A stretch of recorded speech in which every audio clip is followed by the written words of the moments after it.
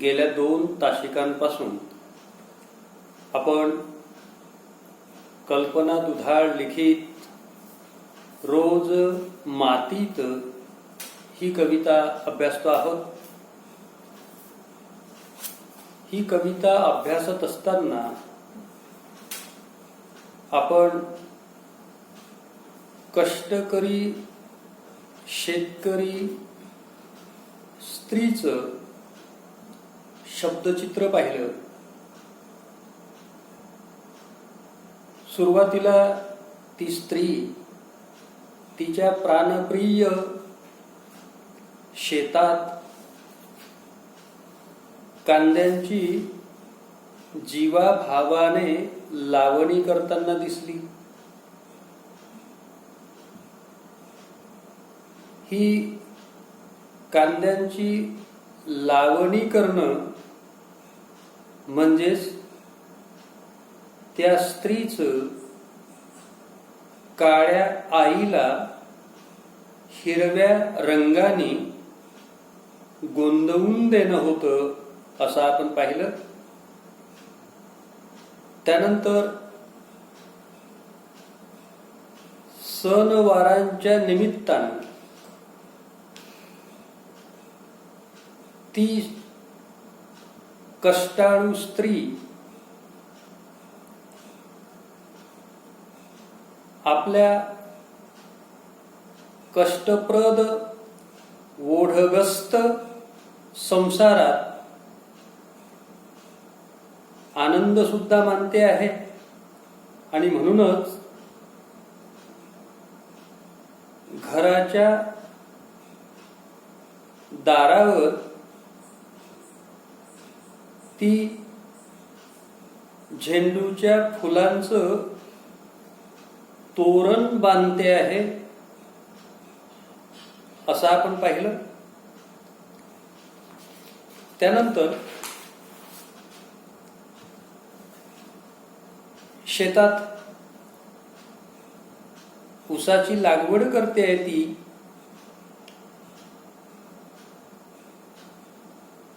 ऊसाची लागवड करण्यासाठी बेन मातीत जमिनीत शेतीत दाबते. तीही अत्यंत मनोभावे आणि अशा पद्धतीनं कांड्यांनी ती आपला फाटलेला उसवलेला गरिबीचा संसार सांधण्याचा प्रामाणिक प्रयत्न करते असं आपण पाहिलं. आता इथून उर्वरित भाग.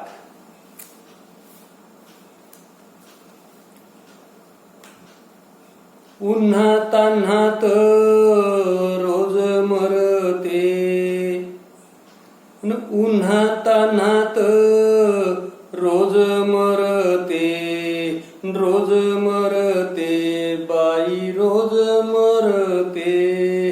हिरवं होऊन मागे उरते, हिरवं होऊन माग उरते, माग उरते बाई माग उरते. खोल विहिरीच पाणी शेंदते, खोल विहिरीच पाणी शेंदते, पाणी शेंदते बाई पाणी शेंदते. रोज मातीत मिग नांदते, रोज मातीत मिग नांदते, मिग नांदते बाई मिग नांदते. कवितेचं हे शेवटचं कडवं. या शेवटच्या कडव्यातून ती आपल्या शेतात राब राब राबणारी स्त्री काय करताना दिसते आहे ते पाहू.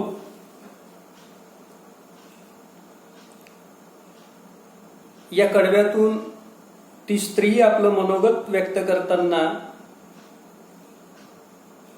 काय म्हणते? उन्हा तान्हात रोज मरते, उन्हा तान्हात रोज मरते, रोज मरते बाई रोज मरते. मरण अनुभवते. उन्हा तान्हात ती मरण अनुभवते. म्हणजे काय? रोज मरते म्हणजेच मरण अनुभवते. म्हणजे पुन्हा काय? तर शेतामध्ये ती जी जी काही कामं करत आहे ती कामं अत्यंत थकवणारी, जीव थकवणारी, देह झिजवणारी अशी कामं आहेत. यातना देणारी अशी ती कामं आहेत, अशी ती कष्ट आहेत. आणि म्हणून मग तो उल्लेख आहे कोणता? रोज मरते. रोज मरणे अर्थ कळला? म्हणजे मरणाच्या, मरणप्राय अशा यातना ती तिच्या शेतात मनोभावे कष्ट करत असताना, घाम गाळत असताना अनुभवत असते. आता या मरणातूनच, या मरणप्राय कष्टामधूनच पुढे काय घडणार? आशावाद. कोणता?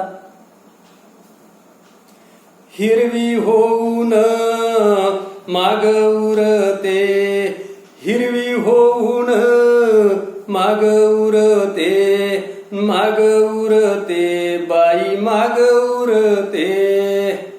काय आशावाद आहे? हिरवं होऊन माग उरणं, शिल्लक राहणं. आता हिरवं होणं कसं आहे? तर आपण पाहत आलेलो आहे ही शेतात कष्ट करत असलेली स्त्री काय लागवड करत आहे, पिकांची लावणी करत आहे. मग आता लावलेली ही शेतातली, मळ्यातली, वावरातली पिकं अंकुरणार, वाढणार, फुलणार, बहरणार आणि ही शेत माऊली, हे शेत शिवार कसं हिरवगर्द पाचूच्या रंगाने जणू पुलकित झालेलं. म्हणजेच या शेतात पिकांची समृद्धी दिसेल.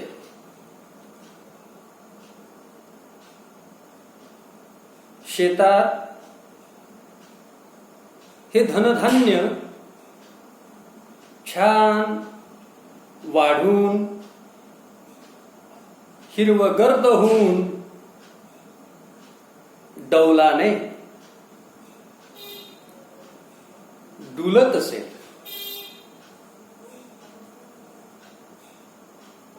हे हिरवं होणार.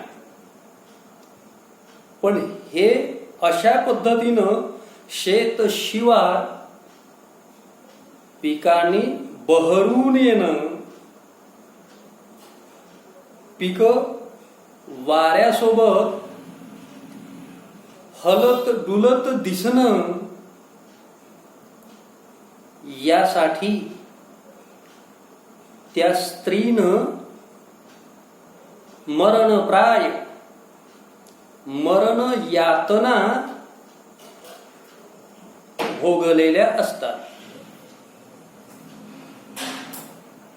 त्याची खंत नाही. या कष्टाची, श्रमाची, घाम गाळण्याची, मरणोन्मुख करून सोडणाऱ्या वेदनांची, त्या दुःखाची अजिबात चिंता नाही, काळजी नाही, तमा नाही, पर्वा नाही. हे सारच दुःख, त्या व्यथा, त्या वेदना अगदी सहज विरून जातात. मग कशात? ते शेत शिवाराचं हिरवगर्द, पुलकित, आनंदी, हसर नाचर रूप पाहून, ती शेतातली समृद्धी आबादानी पाहून, अशा पद्धतीने ही कष्टकरी शेतकरी बाई हिरवी होऊन माग उरते आहे, शिल्लक राहते आहे. कशाच्या रूपानं शिल्लक राहते आलं लक्षात? पिकांच्या रूपानं. तिच्या कष्टाचं ते फळ आहे. आता हे हिरवं होऊन माग उरता येणं एवढं सोपं का आहे? सोपं नाहीच. उन्हा तान्हात राब राब राबणं, किती राबायचं, किती खस्ता खायच्या, हाडाची काड होईपर्यंत, रक्ताचं पाणी होईस्तोवर राबायचं. रोज मरते, हे आहे मरण. आणि एवढ्या कष्टातून, श्रमातून, घाम गाळण्यातून ती शेती पिकवणं. मग पिकलेली शेती, पिकांनी सजलेली शेती, हे आहे त्या कष्टकरी बाईचं हिरवं होऊन माग उरणं अस्तित्व. अस्तित्व कशातून सिद्ध झालं, साकारलं? कष्टातून. पण अशी शेतातली समृद्धी येण्यासाठी, शेतात अशी भरघोष पिकं येण्यासाठी, भरघोष पिकं येण्यासाठी ती लागवड केली की झालं असं नाही होत. त्या रोपांची काळजी घ्यावी लागते. मुलाबाळांप्रमाणे, लेकरांसारखी आई काळजी घेते ना तिच्या चिमण्या पाखरांची, तशी काळजी घ्यावी लागते. काय करते मग? खोल विहिरीच पाणी शेंदते, खोल विहिरीच पाणी शेंदते, पाणी शेंदते बाई, पाणी शेंदते. पाणी शेंदणे, विहिरीतलं पाणी काढायचं. कशासाठी? तर ती लावलेली रोपं आहे ना, शेत माऊलीच्या कुशीत निजवून दिलेला, त्या मातीत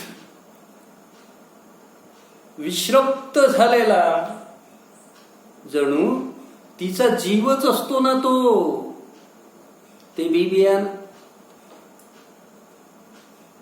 मग त्यांचा सांभाळ करावा लागेल.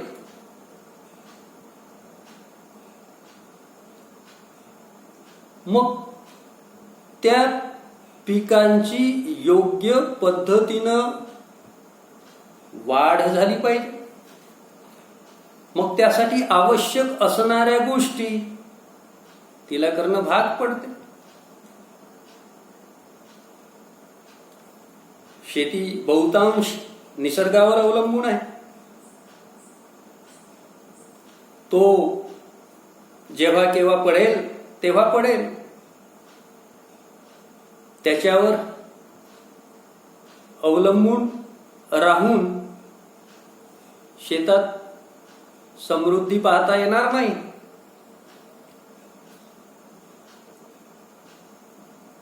म्हणून मग ती स्त्री, कष्टकरी बाई विहिरीचं पाणी शेंदते. विहिरीचं पाणी शेंदते, शेंदणे काढणे विहिरीतून, माहिती आहे ना. आणि पिकांना ते पाणी द्यायचं. जीवाभावानं लावलेल्या त्या रोपांना पाणी द्यायचं. ती पिकं जगवायची. ती पिकं जगवण्यासाठी पुन्हा हा आटापिटा, पुन्हा हे फरफट करणारे कष्ट, दमछाक करणारे श्रम.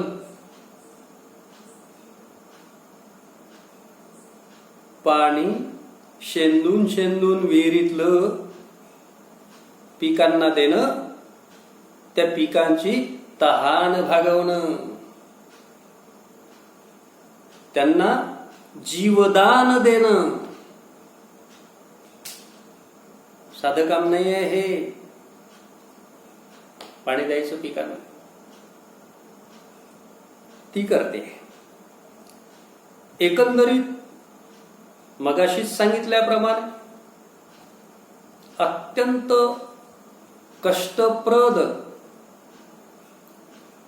असं हे शेतीत नांदणं आहे.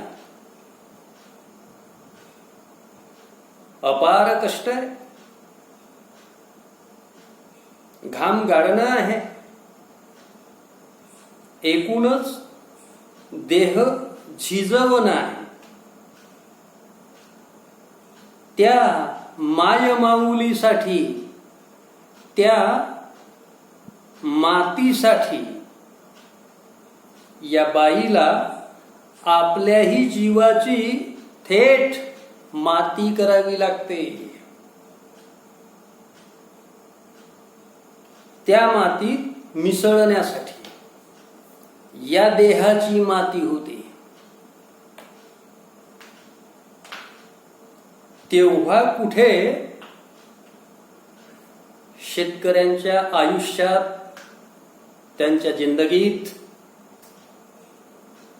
थोडी आबादानी येते, समृद्धी येते. कष्ट साधे आहेत का? कांद्यांची लावणी करणं असो की ऊसाचे बेणे लावणं असो, कठीण आहे. जिकिरीची कामं आहेत ही, मेहनतीची, प्रचंड मेहनतीची कामं आहेत ही. ती सर्व मनोभावे जीवाभावानं ती समर्पणशील वृत्तीनं करते आहे. पहा, अत्यंत प्रतिकूल अशी ही परिस्थिती आहे. कोणाला वाटते हो आपल्या वाट्याला कष्ट यावे म्हणून? कष्टापासून तर आपण दूर पडतो. कामचुकारपणा मानवी स्वभावात मुरलेलाच आहे. पण ही बाई पान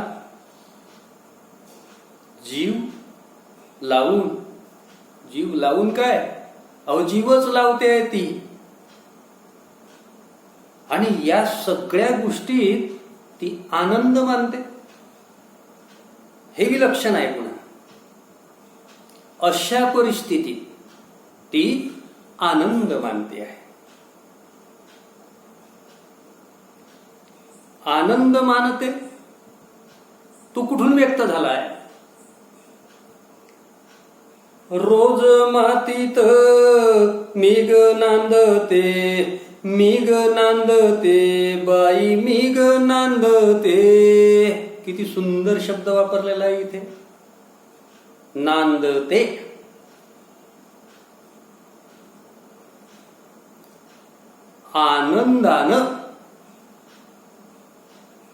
आनंदानं ती शेतातला कष्टाचा हा सर्व व्यवहार करते आहे. कुरकुर नाही, दुःख नाही, आनंद आहे. सर्वसामान्य माणसाला असा आनंद मानता येतो का कष्टात? नाही म्हणता येत.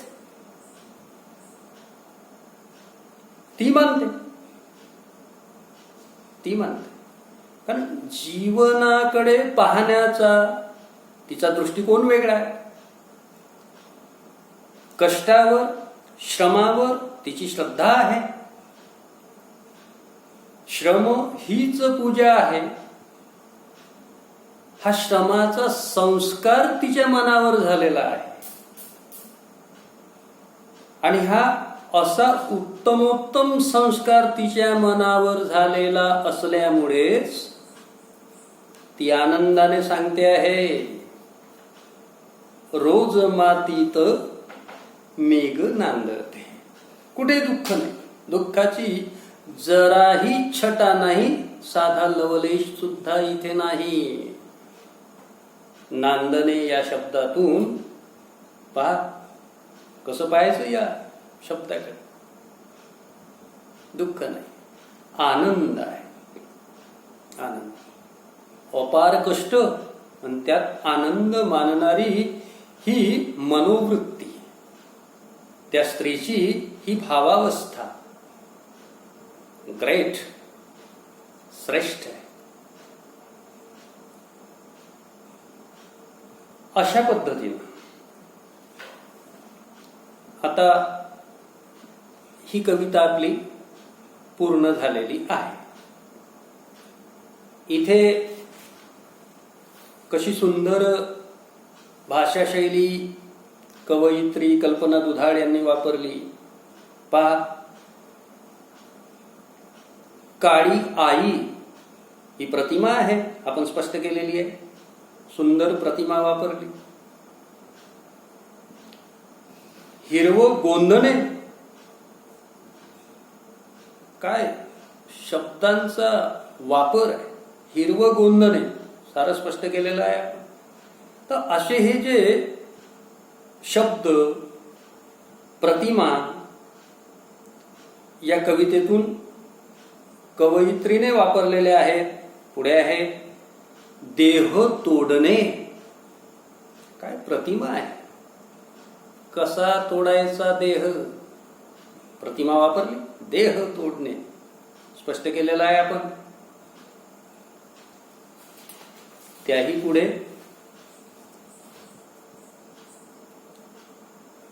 कांड्या कांड्यांनी संसार सांधणं, काय शब्द वापरले. रोज मातीत मरण आणि हिरवं होऊन मागवरणं. पाणी शेंदणे आणि नांदणे. ही जी एकंदरीत शब्दकडा या कवितेतून पेरल्या गेलेली दिसते ती अत्यंत भावस्पर्शी अशी शब्दकळा आहे. कांद्यांची लागवड, ऊसाची लागवड त्या बाईनं शेतात केली आणि आपल्या कवयित्री कल्पना दुधाळ यांनी अशा अत्यंत प्रत्ययकारी शब्दकळांची पेरणी कवितेतून केली. तीही पेरणीच आहे आणि हीही पेरणीच आहे. पहा कशी आहे पेरणी. तर अशा सुंदर मनाला भिडणारी ही रचना हुबेहूब त्या कष्टकरी स्त्रीचं आयुष्य, तिचा संसार आपल्या पुढे उभा करून जाते. भाषेची ताकद पहा, शब्दांमधलं सामर्थ्य पहा, असं असते. हे त्या स्त्रीचं शब्दचित्र अत्यंत संवेदनशील मनानं कवयित्रीने टिपलेलं आहे.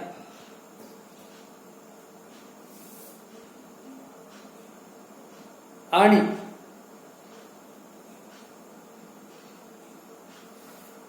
आतून कविता आली, ती आतून आली म्हणून आपल्याला छान वाटली. असो,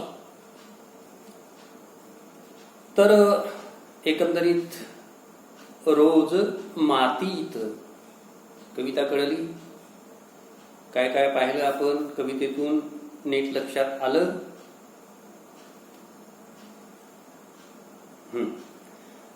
आता तुम्हाला कृती दिलेल्या आहेत. त्या कृती सोडवायच्या आहेत. वेगवशता हा पहिला पाठ आपण घेतला तेव्हा स्वाध्याय कृतीवर शेवटच्या तासिकेत आम्ही काही मार्गदर्शन केलं होतं, काही गोष्टी सांगितल्या होत्या समजावून. ठीक आहे, ती सुरुवात होती. आता मात्र इथून पुढे या कोणत्याही कृतींवर आम्ही बोलणार नाही. आमचं बोलायचं कामच आता आम्ही ठेवलं नाही. तुम्ही मन लावून हे ऐकत असाल. ती बाई जशी मनोभावे कष्ट करते ना, तसं मनोभावे एकाग्र चित्तानं ही कविता तुम्ही ऐकली असेल, समजून घेतली असेल, तर विचारलेल्या प्रत्येक कृतीचं योग्य उत्तर तुम्हाला खात्रीनं लिहिता येईल. अट कोणती आहे? जेव्हा आपण शिकतो तेव्हा त्या शिकण्यात आपलं मन असलं पाहिजे, जीव असला पाहिजे. ही अट आहे. तो त्यावेळी बरोबर लावला की मग यावेळी कृती सोडवताना कामी येते, फायदा होईल. झालाच तर फायदाच होईल, नुकसान तोटा तर काहीच नाही.